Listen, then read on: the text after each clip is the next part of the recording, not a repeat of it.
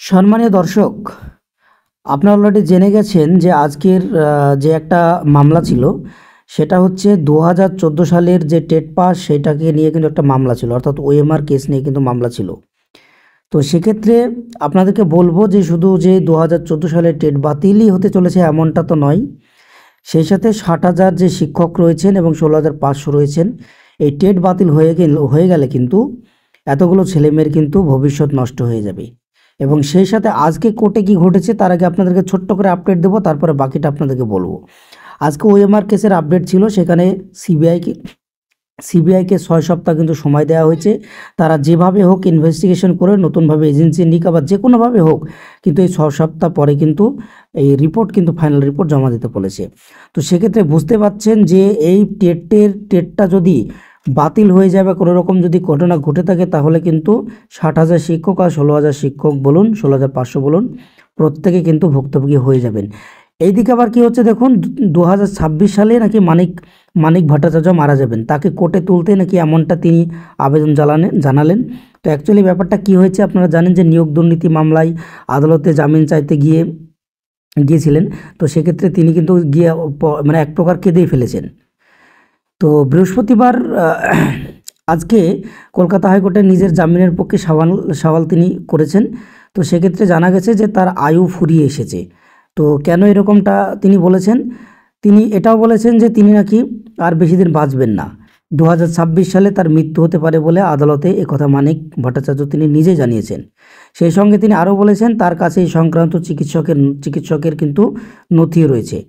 তো মানিকের জামিনের মামলাটি আজকে হাইকোর্টে বিচারপতি শুভ্রা ঘোষের এজলাসে উঠেছিল। নিজের পক্ষে কোনো আইনজীবী তিনি নিয়োগ করেননি, নিজে হয়ে কিন্তু এ সওয়াল করেছেন। নিজের স্বাস্থ্যের কথা বলতে গিয়ে তিনি বলেছেন যে 2016 সালে আমার অস্ত্রোপচার করা হয়েছিল। সেই সময় চিকিৎসকরা তাকে জানিয়েছিল যে সে নাকি মাত্র 10 বছর বাঁচবে। তো এই সংক্রান্ত এই যে চিকিৎসা সংক্রান্ত যে নথি তার কাছেও কিন্তু ছিল, অর্থাৎ 2026 সালে কিন্তু মরে যাবে। দেখুন 2016 সালে যদি এই কথা বলে থাকে তাহলে হিসাবে কিন্তু 2026 সালে কিন্তু লাস্ট ডেট ওর। তো এর মধ্যে তিনি বলছেন যে অলরেডি কিন্তু 2 বছর তিনি জেল খেটে ফেলেছেন, তো তাকে জামিন দেওয়া হোক। তো মানিককে কেন জামিন দেওয়া হচ্ছে না ইডির কাছে তা জানতে চেয়েছেন বিচারপতি ঘোষ। শুক্রবার আদালতে তার এজলাসে এই সংক্রান্ত সওয়াল করবেন কেন্দ্রীয় সংস্থার আইনজীবী। নিয়োগ দুর্নীতি মামলায় মানিককে গ্রেপ্তার করেছিল, আপনারা জানেন, ইডিরা গ্রেপ্তার করেছিল। তো জামিনের আবেদন জানিয়ে তিনি সুপ্রিম কোর্টের দ্বারস্থ হয়েছিলেন। শীর্ষ আদালত মানিকের জামিন মঞ্জুর করেননি। যা তো সেক্ষেত্রে কি বলা হয়েছিল যে ওই জামিন মামলার ত্রুটি সংশোধন করে হাইকোর্টে আবেদন করতে বলেছিল। সেই মতো উচ্চ আদালতে জামিন চেয়ে মামলা করেন এই মানিক যে তৃণমূলের বিধায়ক। সো বৃহস্পতিবারে অর্থাৎ আজকে এই মামলার শুনানি জামিনের পক্ষে সওয়াল করতে গিয়ে বারবার তিনি কেঁদে ফেলেছেন। তিনি কিন্তু বারবার জামিনের কথাই বলেছেন যে মাই লর্ড, জামিন দেয়া হোক, আমাকে বাঁচতে দিন। নিয়োগ মামলায় মানিকের পাশাপাশি তার স্ত্রী এবং পুত্রকে হেফাজতে নেওয়া হয়েছিল। হাইকোর্টে পরে তার স্ত্রী যে শতরূপা ভট্টাচার্য, তাকে কিন্তু পরবর্তী ক্ষেত্রে জামিন দেওয়া হয়। আর মানিকের পুত্র সৌভিক জামিন পান সুপ্রিম কোর্ট থেকে। অর্থাৎ তারা দুজনই কিন্তু, অর্থাৎ ছেলে এবং স্ত্রী কিন্তু অলরেডি জামিন পেয়ে বাইরে আছেন এবং শুধুমাত্র মানিক এখন ভেতরে রয়েছে।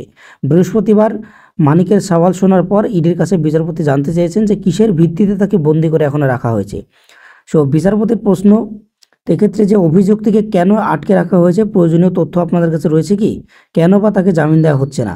তো ইডির আইনজীবী ছিলেন ফিরোজ এডুলজি। সেক্ষেত্রে তিনি বলেন যে মানিকের বিরুদ্ধে বিস্তারিত সওয়াল করতে কমপক্ষে 2 দিন সময় লাগবে, কারণ নিয়োগ দুর্নীতিতে আর্থিক তছরূপের মামলায় তিনি অন্যতম অভিযুক্ত। তার বিরুদ্ধে বেআইনি লেনদেনের অভিযোগও রয়েছে। এই বিষয়ে নির্দিষ্ট পিএলএমও আইন মেনেই কিন্তু তাকে আটক করে রেখেছে। এরপরে আদালত কিন্তু আগামী যে শুক্রবার সেই মামলাটার পরবর্তী দিন ধার্য করেছে। অর্থাৎ সেক্ষেত্রে মানিক কিন্তু এক প্রকার চাপে রয়েছেন। একদিকে কিন্তু ইডি সিবিআই চাপ দিচ্ছে, অন্যদিক থেকে কিন্তু যারা শিক্ষক হিসেবে জয়েন করেছেন ওই টেট থেকে, তারাও কিন্তু যথেষ্ট চাপে রয়েছে। সর্বোপরি এই যে 6 সপ্তাহ সময় দেওয়া হয়েছে, এই যে টেটের ওএমআর বাতিলের যে একটা কেস হয়েছিল, এই যে 6 সপ্তাহ সময় দেওয়া হয়েছে, এই 6 সপ্তাহটা খুবই গুরুত্বপূর্ণ। 6 সপ্তাহ পরে কি হবে এটা এক প্রকার বলা অসম্ভব, কেন কোর্টের বিষয়ে কেউ বলতে পারে না। কোনোরকমভাবে যদি এই টেট বাতিল হয়ে যায় তাহলে কিন্তু প্রচুর সংখ্যক ছেলেমেয়ে সাফার করবে, এবং যারা চাকরি পাননি, এই যে এই টেট থেকে শুধুমাত্র যে 60,000 আর 16,500 নিয়োগ হয়েছে তা নয়, বর্তমানে 10,000 মতো ছেলেমেয়ে যে নিয়োগ হয়েছে ওখানেও কিন্তু 14 সালের টেট কোয়ালিফাইড ছেলেমেয়ে কিন্তু রয়েছে।